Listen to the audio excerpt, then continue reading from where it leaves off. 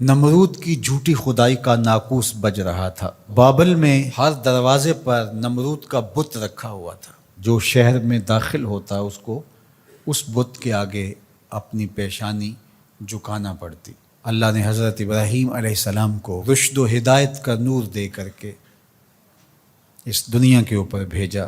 حضرت ابراہیم علیہ السلام لوگوں کے رویے جو ان بتوں کے ساتھ جڑے ہوئے تھے اس سے بہت آزردہ تھے۔ قوم سال میں ایک بہت بڑا میلہ منعقد کیا کرتی تھی شہر سے باہر، اور سب وہاں جایا کرتے تھے۔ ناچ گانا ہوتا، رقص و سرود کی محافل ہوتی۔ جناب ابراہیم بھی بلوغت کی عمر میں قدم رکھ چکے تھے۔ کہا کہ آپ بھی آئیے۔ فرمایا انی سقیم، میں تمہارے رویوں سے پہلے ہی بیزار ہوں، تنگ دل ہوں، تو مجھے مزید وہاں لے کے جانا چاہو گے؟ یہ تو کبھی نہیں ہو سکتا۔ تو وہ بتوں کے آگے مختلف اشیاء رکھ کے چلے جاتے تھے۔ تو ابراہیم علیہ السلام گھر سے نکلے، ہاتھ میں کلہاڑا لیا اور ان کے مرکزی بت خانے میں داخل ہو گئے۔ دیکھا کہ انواع اقسام کے کھانے ان بتوں کے سامنے پڑے ہیں، تو کہا کھاتے نہیں ہو؟ اب وہ کیا جواب دیں؟ مجسمے ہیں پتھر کے۔ تو دوسرا سوال کیا، ما لکم لا تنطقون، بولتے نہیں ہو، کچھ بولو نا، کیوں نہیں کھاتے ہو؟ قرآن نے تعبیر کیا اس انداز کو، تو دائیں ہاتھ سے زور کی ضرب ماری، فجعلہم جزازا، ان کے ٹکڑے ٹکڑے کر کے رکھ دیے، چورا چورا کر دیا۔ الا کبیر اللہم، جو بڑا بت تھا اس کو بس چھوڑ دیا، اس سے کوئی صلح نہیں تھی۔ یہ حضرت ابراہیم کا ایک طریق تھا۔ اب وہ میلہ دیکھ کر واپس آئے، ان کی عادت یہ تھی کہ واپس آ کے سب سے پہلے بت خانے میں ہی آتے۔ تو وہاں دیکھا کہ ان کے جھوٹے خداؤں کا کسی نے تیا پانچا کر کے رکھ دیا۔ ظاہر ہے کہ ان کے خداؤں کے ساتھ یہ ہوا تھا تو ان کی تو عقیدت وابستہ تھی۔ ان کے پروہت چیخنے لگے، پجاری رونے لگے، اور عجیب شور مچ گیا، ہمارے خداؤں کے ساتھ کوئی یہ کیسے کر سکتا ہے؟ ظالمین سے ہے جس نے یہ کیا ہے۔ شہر کا شہر جمع ہو گیا، آیان سلطنت جمع ہوئے۔ انہوں نے کہا کہ ایک ہی نوجوان ہے اس پوری معاشرت میں جو ان بتوں کی برائی بولتا ہے، تو یہ اسی کا کیا دھرا ہو سکتا ہے، اور کون کر سکتا ہے؟ کہ اس کو لوگوں کے سامنے لاؤ۔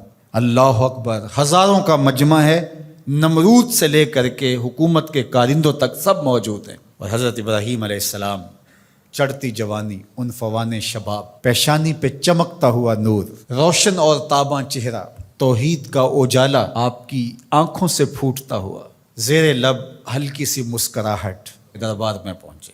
جذبات سے بھرے ہوئے تھے، بفر سب بول پڑے، کوئی ادھر سے کوئی ادھر سے، شور مچ گیا۔ قالوا انت فعلت ھذا بآلہتنا یا ابراہیم، اے ابراہیم ہمارے ان خداؤں کے ساتھ تو نے یہ سلوک کیا ہے؟ ان کے لہجوں سے شرارے برس رہے تھے، آنکھیں ہیں کہ نوچ لیں گی جناب ابراہیم علیہ السلام کو۔ جلاد تیار کھڑے تھے کہ حکم شاہی آئے اور ہم تکہ بوٹی کر کے رکھ دیں۔ آگے سے جواب سنیے کیا آتا ہے۔ قال بل فعلہ کبیرہم، کب بڑے نے کیا ہوگا، کلہاڑا تو اس کے کندھے پہ پڑا ہے۔ اچھا یہ نہیں بولتا تو ان سے پوچھ لو تمہارے ساتھ یہ کس نے کیا ہے، یہ اپنے خداؤں سے پوچھ لو۔ اللہ اکبر، یہ کاٹ تو کلہاڑے کی کاٹ سے بھی سخت تھی۔ یہ جو بپھر کے اچھل اچھل کے باتیں کر رہے تھے، اپنے ضمیر کی طرف پلٹے، اور اندر سے ضمیر نے کیا آواز دی، تم خود ہی ظالم ہو، جو اپنا دفاع نہیں کر سکتے تمہارے معبود کیسے ہو سکتے ہیں؟ اپنے سروں کو جھکائے ہوئے آیان سلطنت بھی، اور بڑے بڑے پروہت، اور بڑے بڑے پجاری، اور بڑے بڑے قبیلوں کے سردار، وزیر مشیر، سب کے سر جھک گئے، اور جھکے ہوئے سر سے آنکھیں چار نہیں کر سکتے تھے، اور بولتے کیا ہیں، لقد علمت ما هؤلاء ينطقون، ابراہیم تو جانتا ہے یہ بولتے نہیں۔ بس اسی موقع کے انتظار میں تھے حضرت ابراہیم۔ پھر حضرت ابراہیم کھڑے ہوئے، اللہ کا پیغمبر بولنے لگا، قال افتعبدون من دون اللہ ما لا ينفعکم شیئا ولا یضرکم اف لکم ولما تعبدون من دون اللہ افلا تعقلون۔ کا افسوس ہے تمہارے اوپر، ان کو پوچھتے ہو جو تمہیں فائدہ بھی نہیں دے سکتے، نقصان بھی نہیں دے سکتے۔ اف لکم، یہ کاٹ ہے جو کلہاڑے سے بھی سخت ہے، یہ ضرب لگ رہی ہے، اف لکم، افسوس ہے تمہارے اوپر، ولما تعبدون من دون اللہ، اور ان پر افسوس ہے جن کو تم اللہ کے علاوہ پوچھتے ہو۔ افلا تعقلون، تمہاری کھوپڑی میں دماغ نہیں؟ سوچو تو صحیح۔ اب اس کا کیا جواب ہو سکتا تھا؟ جب جواب نہ ہو، دلیل اور استدلال کی زبان بند ہو جائے تو پھر اونچے ہتھ کنڈوں پہ لوگ آ جاتے ہیں، کیسے جلا دو، اور اپنے خداؤں کی مدد کرو۔ ایک چیخا جلائی گئی، ہزاروں من ایندھن جمع کر کے اس کو آگ دی گئی۔ اب ابراہیم علیہ السلام کو اس آگ میں ڈالا جانے لگا ہے۔ جبریل حاضر خدمت ہوتے ہیں کہ اے ابراہیم، میں تمہارا پیغام لے کے رب کے حضور حاضر ہوتا ہوں، کیا التجا ہے، کیا دعا ہے رب کے حضور؟ تو جناب ابراہیم بولتے ہیں اے جبریل مجھے بتاؤ ان کے دل میں کس نے ڈالا کہ یوں چیخا جلائی جائے اور مجھے آگ میں ڈالا جائے؟ کہا رب جلیل نے۔ کہا جلیل کی یہ مرضی ہے تو خلیل کی بھی یہی مرضی ہے۔ جے سونا میرے دکھ وچ راضی، جے سونا میرے دکھ وچ راضی، میں سکھ نو چلے ڈاواں۔ اگر وہ اس بات پہ راضی ہے کہ میں جلوں تو 100 بار جلنے کے لیے تیار ہوں۔ ادھر گھما کر کے آگ میں ڈالا جانے لگا، ادھر فرمان الہی آگ کے نام آیا، قلنا یا نارو کونی بردم و سلامن علی ابراہیم۔ اے آگ میرے ابراہیم پر ٹھنڈی ہو جا، لیکن سن سلامتی کی ٹھنڈی ہونا، اتنی ٹھنڈی بھی نہیں کہ میرے خلیل کو سردی لگنے لگ جائے۔ اب ابراہیم علیہ السلام جب آگ میں گئے، وہ رسیاں تو جل گئیں لیکن آپ کے بدن کا ایک بال بھی نہیں جلا، اور بالکل آگ کے درمیان میں جنت کی ٹھنڈی ہوائیں چل رہی تھیں، اور ابراہیم کو اللہ نے بہلانے کے لیے فرشتے بھیج دیے۔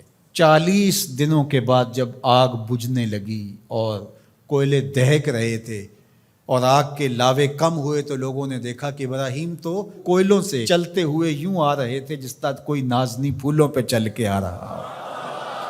کسی نے حضرت ابراہیم سے پوچھا زندگی کے بہترین لمحے کب تھے؟ کہا وہی 40 دن جو میں نے آتش نمرود میں بسر کیے تھے۔ کوڑا تخت دنیا دا باہو، فکر سچی بادشاہی ہو،